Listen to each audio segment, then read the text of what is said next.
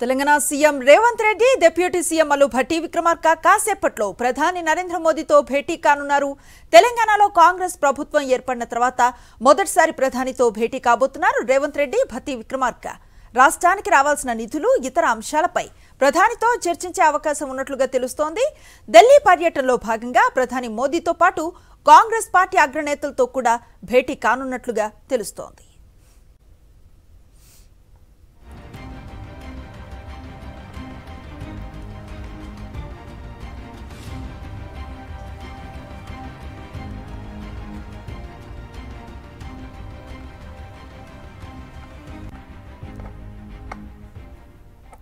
Telangana CM Revanth Reddy, deputy CM Mallu Bhatti Vikramarka కాసేపట్లో ప్రధాని నరేంద్ర మోదీతో భేటీ కాబోతున్నారు.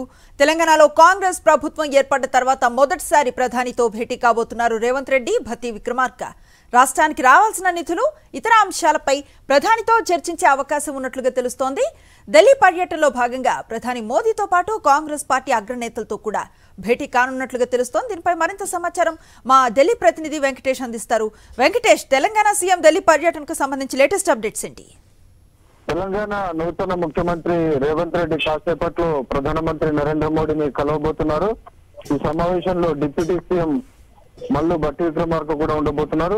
తొలిసారిగా ప్రధానమంత్రి నరేంద్ర మోడీ, ముఖ్యమంత్రి రేవంత్ రెడ్డి మధ్య జరుగుతున్నటువంటి సమావేశం ప్రధానంగా తెలంగాణలో ఉన్నటువంటి ఆర్థిక పరిస్థితి పైన ఇప్పటికీ ముఖ్యమంత్రి రేవంత్ రెడ్డి అసెంబ్లీలో పవర్ పాయింట్ ప్రజెంటేషన్ ఇచ్చారు. దాదాపు 6.5 లక్షల కోట్ల రూపాయల అప్పుల్లో తెలంగాణ రాష్ట్రం ఉందని పవర్ ప్రజెంటేషన్ ఇచ్చినటువంటి నేపథ్యంలో తెలంగాణను ఆదుకునేందుకు ఇతోధికంగా సహాయం చేయాలని ముఖ్యమంత్రి ఈ రోజు అడగబోతున్నారు. ఆ మేరకు ఈ రోజు ఆయన అనేక వినతి పత్రాలు సిద్ధం చేస్తున్నారు.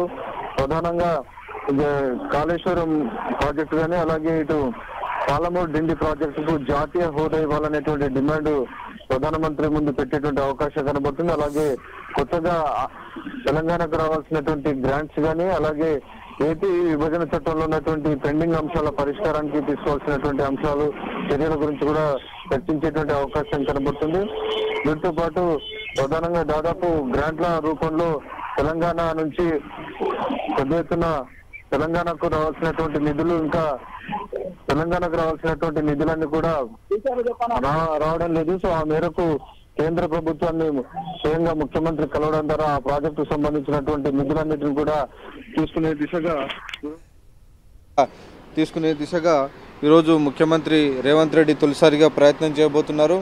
ఇప్పటికే తెలంగాణ కంప్లీట్గా అనేక అప్పుల్లో కూరుకుపోయినటువంటి పరిస్థితిని వివరించబోతున్నారు. సో ఈ అప్పుల నుంచి, అలాగే ఆర్థిక పరిస్థితి కూడా చాలా దినదిన గండంగా ఉన్నటువంటి నేపథ్యంలో తెలంగాణను అప్పుల ఊబి నుంచి బయటికి తీసుకొచ్చేందుకు కంప్లీట్గా కేంద్ర ప్రభుత్వం సహకారం అందించాలని ముఖ్యమంత్రి రేవంత్ రెడ్డి కోరేటువంటి అవకాశం కనబడుతుంది. ఈ మేరకు తన వెంట ఆర్థిక మంత్రి, ఉప ముఖ్యమంత్రి అయినటువంటి భట్టి విక్రమార్కను కూడా వెంటబెట్టి తీసుకుని వెళ్తున్నారు.